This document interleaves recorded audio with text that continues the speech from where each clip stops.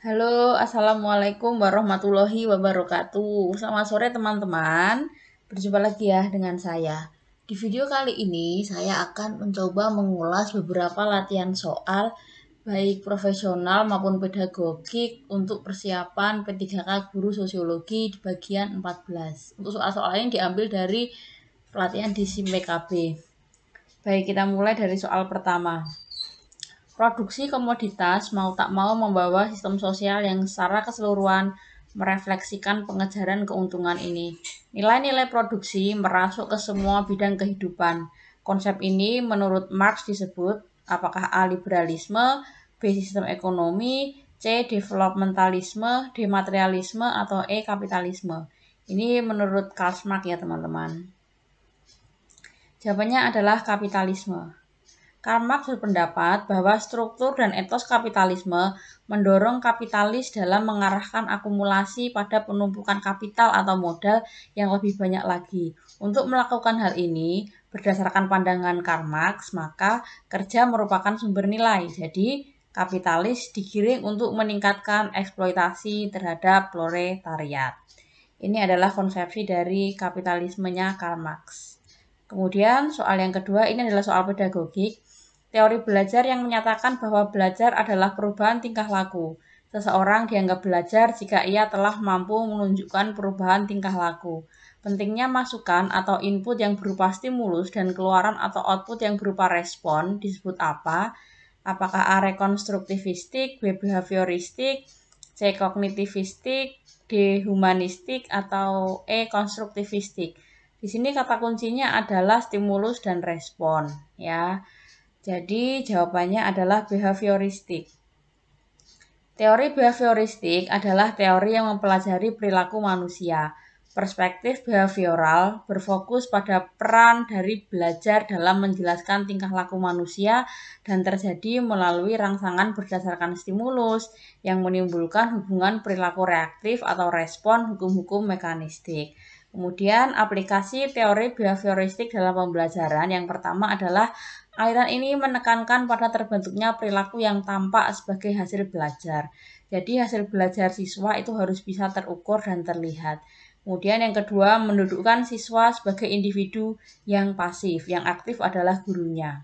Ketiga, unsur-unsur penting dalam behavioristik hubungan SR, ini adalah stimulus dan respon, siswa pasif, perilaku sebagai hasil belajar yang tampak, pembentukan perilaku atau shaping dengan penataan kondisi yang ketat, reinforcement dan hukuman. Ya, jadi dalam teori behavioristik, ketaatan siswa terhadap peraturan yang ada itu dianggap sebagai keberhasilan dalam belajar.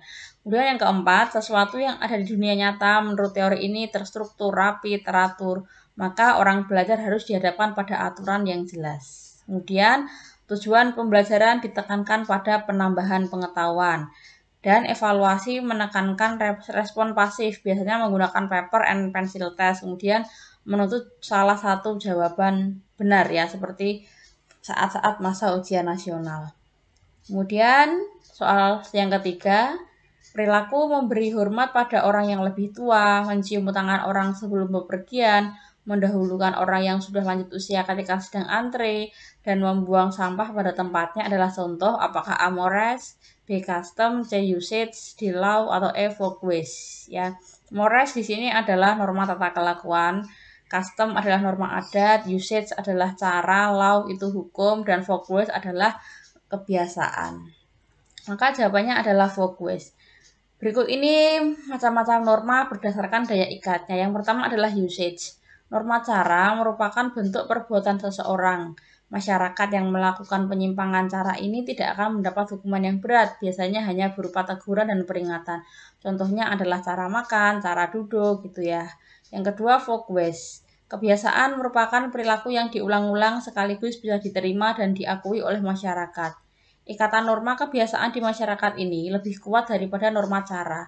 Contoh norma kebiasaan misalnya menghormati orang yang usianya lebih tua seperti pada soal tadi ya. Kemudian tidak boleh menyela pembicaraan. Yang ketiga adalah mores. Norma tata kelakuan akan mengikat dan membantu perilaku masyarakat, baik hal ini disadari ataupun tidak, sehingga masyarakat akan dipaksa mengikuti tata kelakuan ini. Kemudian yang keempat adalah custom. Norma adat adalah pedoman yang bertujuan untuk mengatur tingkah laku seseorang dalam masyarakat yang ditetapkan berdasarkan adat atau kebiasaan di komunitas tersebut. Jadi sesuai dengan peraturan adatnya masing-masing. Selanjutnya ini adalah soal pedagogik. Aspek obedience and punishment orientation, ya. Orientasi peserta didik masih pada konsekuensi fisik dari perbuatan benar salahnya, yaitu hukuman dan kepatuhan, atau peserta didik menilai baik buruk berdasarkan akibat perbuatan. Dan aspek naively egoistic orientation, yaitu orientasi peserta didik pada instrumen relatif terdapat pada masa perkembangan, apakah A postkognitif, B postkonvensional, C konvensional, D prekognitif, atau E prekonvensional. Ya, ini adalah tahapan perkembangan moral, ya. Jadi ketika anak itu masih orientasinya pada konsekuensi fisik, kemudian dia masih menilai baik buruk berdasarkan agak perbuatan, itu dia sedang memasuki masih dalam tahapan prakonvensional.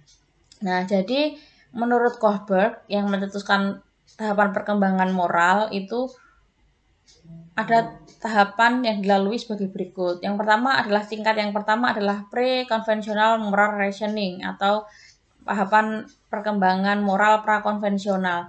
Di sini tahap 1 itu obedience and punishment orientation seperti tadi ya, masih berorientasi pada hukuman.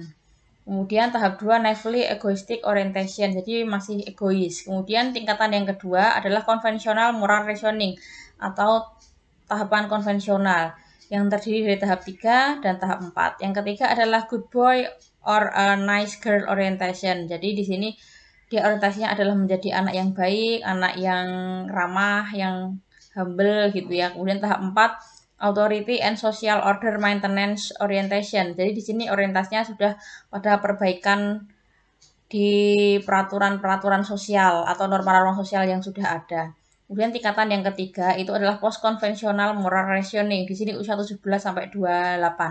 Di sini post konvensional itu meliputi tahap 5 dan tahap 6. Tahap 5 kontraktual legalistic orientation. Jadi di sini orientasinya sudah pada peraturan-peraturan secara kontraktual atau peraturan universal. Yang tahap 6 conscience or principle orientation, ya jadi orientasinya sudah pada hukum yang berlaku di masyarakat secara universal. Nah, ini masih ya teori perkembangan moral dalam psikologi. Jadi teori perkembangan moral dalam psikologi umum menurut Kohlberg itu terdapat 3 tingkat dan 6 tahap pada tiap-tiap tingkat. Terdapat 2 tahap sebagai berikut. Ini dimulai dari yang paling bawah tingkat 1. Jadi di sini tahap 1 orientasi hukuman dan ketaatan. Kemudian yang tahap 2 individualisme dan tujuan. Yang naik di tahap 2 yaitu konvensional. Ini tahap 3-nya dia sudah bisa memahami norma-norma interpersonal, kemudian tahap 4-nya sudah bisa mengetahui moral sistem sosial.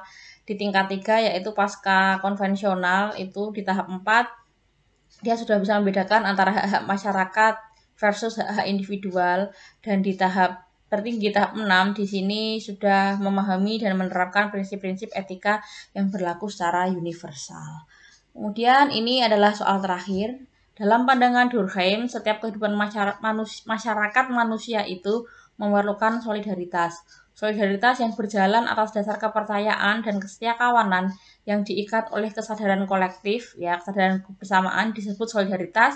Apakah organis, B kerja, C mekanis, D modern, atau E natural. Jadi menurut Durkheim itu membagi solidaritas masyarakat menjadi 2, yaitu organis dan mekanis. Untuk soal ini jawabannya adalah mekanis ya. Solidaritas mekanik yaitu dibangun tumbuhnya kesadaran akan kolektivitas atau kesamaan bersama. Sedangkan solidaritas organik didasarkan pada dibangun tumbuhnya kesadaran akan pembagian kerja yang kompleks dan ketergantungan yang tinggi. Nah, seperti di perkotaan. Ini adalah perbandingan tipe solidaritas. Solidaritas mekanik itu biasanya berada di masyarakat pedesaan. Yang pertama adalah pembagian kerjanya rendah.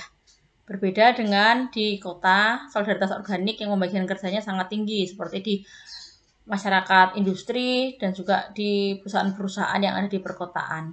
Kemudian yang kedua, kesadaran kolektifnya tinggi untuk solidaritas mekanik, jadi kesadaran akan kebersamaan itu tinggi, sebaliknya di organik kesadaran kolektifnya rendah. Kemudian hukum represif itu dominan, ya, sedangkan di solidaritas organik hukumnya restitutif yang dominan. Di solidaritas mekanik, individualitas rendah karena di sini mementingkan kebersamaan. Sedangkan yang organik jelas individualitasnya tinggi. Yang mekanik konsensus akan pola normatif itu penting, sedangkan yang organik konsensus akan nilai abstrak dan umum itu penting. Kemudian di solidaritas mekanik penyimpangan itu dihukum oleh masyarakat, sedangkan di organik penyimpangan dihukum badan kontrol sosial, ya, karena sudah terikat oleh hukum. Kemudian yang mekanik kesaling tergantungan rendah, yang organik kesaling tergantungan itu tinggi. Kemudian yang mekanik terakhir bersifat tradisional di pedesaan, sedangkan yang organik adalah bersifat industrial di perkotaan. Nah, ini adalah perbandingan tipe solidaritas menurut Emil Durkheim. Nah, demikian teman-teman pembahasan beberapa soal di sore hari ini. Semoga bermanfaat. Kita ketemu lagi di video berikutnya. Wassalamualaikum warahmatullahi wabarakatuh.